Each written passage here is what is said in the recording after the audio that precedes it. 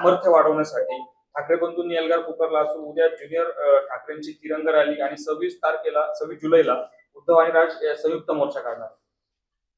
ठीक आहे की आता असं आहे ना की एखादा विषय सरकारच्या विरुद्ध जर मिळाला तर विरोधी पक्षाचं तर त्याचा ते फायदा घेतात आणि त्यांचं कामच आहे की विरोधी सरकारच्या विरोधी जे आहेत जे विषय मिळतील ते विषय जे आहेत त्यांना लोकांसमोर आणण्याचे किंवा त्याच्यामध्ये चळवळ उभी करण्याचं त्यांचं ते नेहमीचं काम आहे. त्याच्यामध्ये चूक आहे असं काही मी म्हणणार नाही, कारण विरोधी पक्षच त्याच्यासाठी असतो.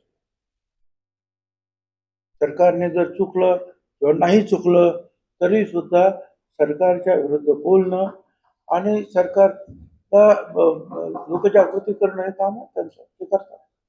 ज्येष्ठ सामाजिक म्हणूनच मी काल म्हटलं होतं की ठीक आहे, काही उत्साही कार्यकर्ते असतात त्यांनी सीमा ओलांडण्याचा प्रयत्न केला असेल, पण त्याच्यानंतर जो काही लाठीमार झाला त्याच्यामध्ये थोडं संयमित भूमिका जी आहे पोलिसांनी घेणं गरजेचं होतं असं मला वाटतं.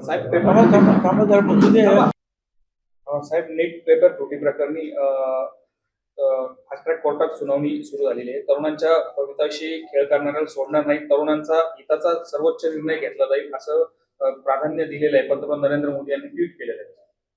चांगला निर्णय आहे ना की फास्ट कोर्टामध्ये जे आहे जे गुन्हेगार आहेत त्यांना शिक्षा होईल आणि मग अशी जर जबरदस्त शिक्षा जर झाली तर यापुढे जे असे पेपर फुटीची जी आहेत प्रकरणं होणार नाही. त्यासाठी गरजच आहे.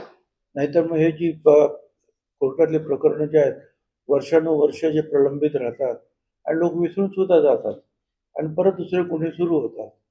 त्यामुळे हा निर्णय जो घेतलेला आहे प्रधानमंत्र्यांनी आणि त्यांनी सांगितलं आहे या बाबतीमध्ये कुठली आता कसूर केली जाणार नाही.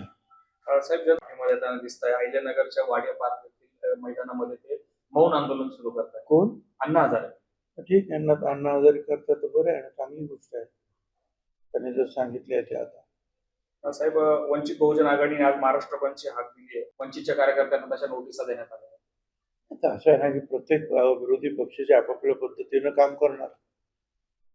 कोण महाराष्ट्र बंद, कोण मुंबई बंद, कोण आंदोलन करणार, कोणी उपोषण करणार, हे चालूच राहणार आहे.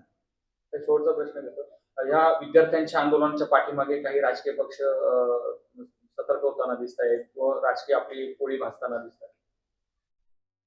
असं आहे की एखादा विषय जर मिळाला सरकारच्या विरुद्ध तर विरोधी पक्ष त्याच्यावर आवाज उठवणार.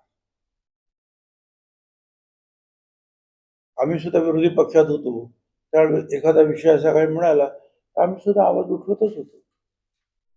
आम्ही म्हणजे सगळेच आले, काँग्रेस आला, बीजेपी आलाय, जे पक्ष आहे, शिवसेना आहे, कुठलाही विषय जर सरकारच्या विरुद्ध मिळाला तर त्याच्या विरुद्ध आवाज उठवणं हे विरोधी पक्षामध्ये जे आहेत त्यांचं काम आहे, ते करतात. वृत्तांकनासाठी